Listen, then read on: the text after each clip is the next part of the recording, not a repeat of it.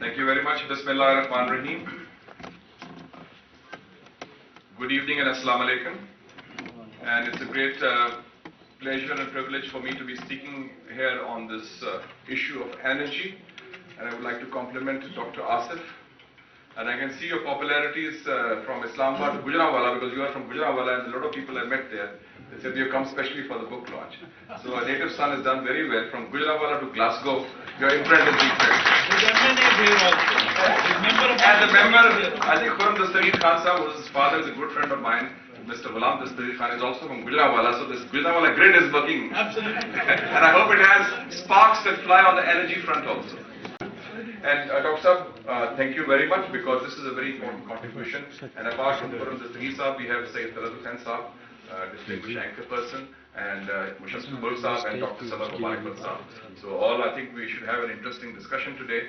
And I had a chance to, Dr. Saab, go through parts of your book, and I would like to compliment you that you worked hard on that. My first point would be on the geopolitics of energy, which have a certain impact on the energy situation in Pakistan as well. And I think the geopolitics of energy are extremely important, because there is now, in the first decade of the 20th century, a great game developing. And the great game revolves around energy, oil and gas, and in which the region where we are located, including Pakistan, we are in the eye of the storm.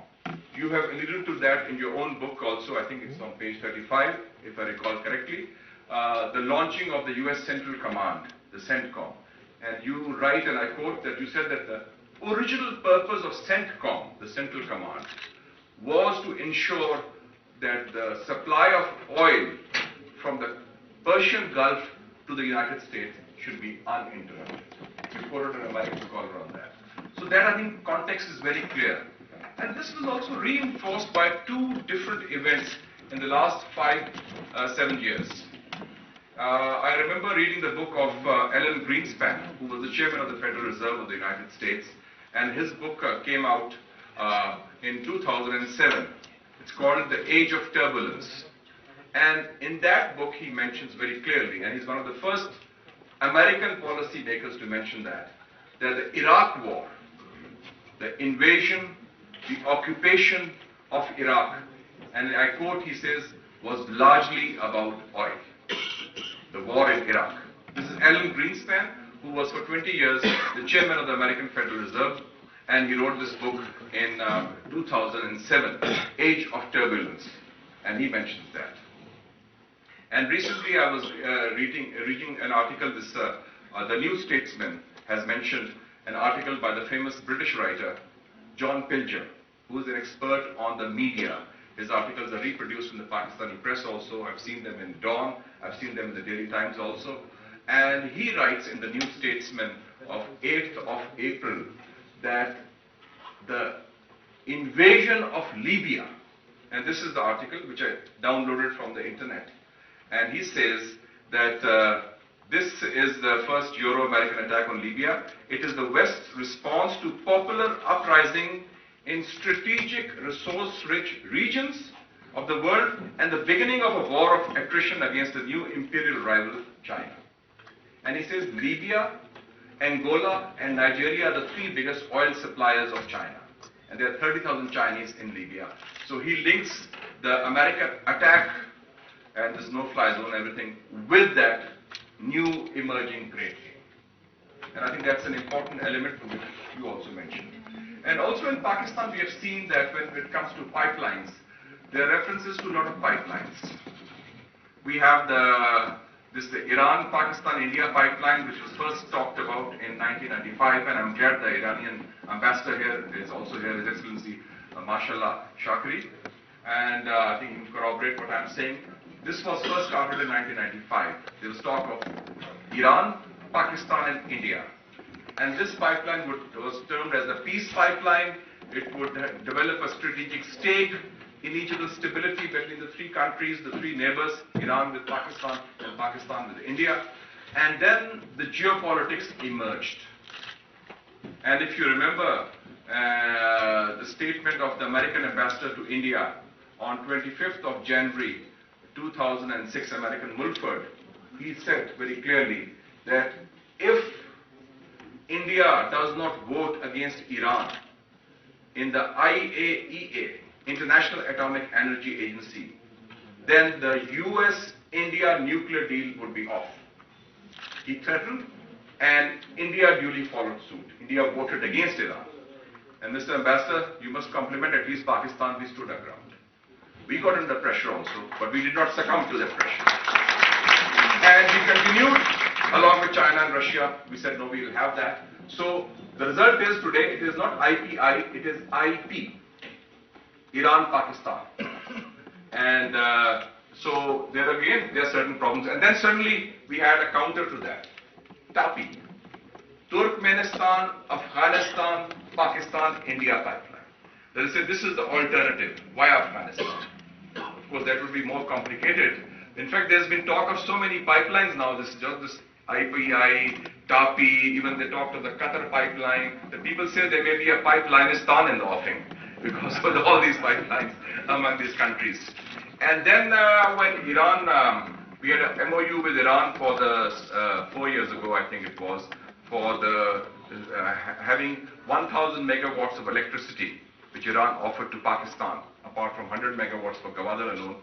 And it was signed in 2007. And till now we don't have that. Then suddenly we had this thing that there will be electricity purchased from Tajikistan also. And you know, there are lobbies that work. There are lobbies which are international, which are lobbies that influence our domestic situation, whether at the political front, at the bureaucratic front, or the ministerial front. And the importance that the government attaches to this issue of energy can be deduced from the fact that today we have no Minister for Petroleum and Natural Resources full-time and no Secretary for Petroleum and Natural Resources full-time as of now, unless somebody has been installed right now. So you can see that this important sector has not been given the importance that it deserves, at least in terms of provision of leadership. The other aspect which I think needs to be also mentioned is that, and I think you've alluded to that also, Dr. very well, about our choices. And I saw in your book you quoted the Asian Development Bank, that in terms of rental power projects, these are, according to your quote in your book, the rental power projects, the RPPs, and the author of the RPPs is no longer the minister now, are ineffective and expensive. And that is the quote which I saw on page 194 of your book. And I think that is a point well taken. So in terms of choices also, and I'm so glad that Dr. Samar Mubarak Band is here, because Thar coal, which was discovered, I believe, first in 1992, is still, now it's finally taken off, and I'm glad that Dr. Samar Mubarak Band, after completing the national project of the nuclear one in Chari, he has now taken the onerous responsibility of galvanizing, of discovering, of utilizing Pakistan's precious assets and resources, especially like coal, which are supposed to be at 175 billion tons, one of the largest coal reserves in the world, in Thar desert area, for gasification and for provision of energy. And I wish him good luck in that endeavor. And we hope that when you speak, you will tell us more about that initiative. So the initiatives that have been taken either are not implemented, as I mentioned, the MOU with Iran, or then there's a victim of indecision. So we feel that the book provides a certain way forward in terms of providing a good analysis of the problems faced by Pakistan and the constraints and where we went wrong. For the future, I would merely suggest that there are 3 or 4 issues on which perhaps a consensus should be and ought to be and can be achieved above party lines. These include energy, economy, education, and issues of extremism or terrorism or law and order. And if that can be put together on these issues, then a comprehensive energy plan that involves Pakistan, different provinces of Pakistan, different stakeholders of Pakistan, and also the neighbors of Pakistan who are willing to help us. We have Iran for that. We have China. China has offered $15 billion for the next 5 years for this purpose of energy development. And even the Russian famous company, the biggest oil company now, Gazprom, has offered to help out also. So we have, because of a regional location, because of a role, we have to move forward on that. But one thing is clear, that if this assignment is given to the Ministry of Petroleum and Natural Resources alone, then it is not doable. Because this is not a bureaucratic decision, it has to be a political decision at the highest level to focus on energy, declare an energy emergency, bring all the stakeholders, and then bring the way forward, so that different options, whether it's the coal option, whether it's wind and solar option, or renewable energy, whatever level we can work out, that should be brought into play. And you yourself mentioned in one of your pieces also about the garbage that is dumped in Pakistani cities, which is about 50,000 tons, and that can produce, if it's formed into biomass, then it's about 6,000 megawatts of electricity also. So there are options. It's not rocket science. It has to be done. Our neighboring countries are at it. And I'm glad that your book is a timely addition to the crisis that Pakistan faces. And this is one of the major issues that affects the quality of life of our people. Thank you again, Amina Saeed Saiba, for bringing attention to this, and thank you for bringing this galaxy of speakers on this issue. And thank you, Dr. Asif, coming especially from Gujranwala and Glasgow to educate all of us. Thank you.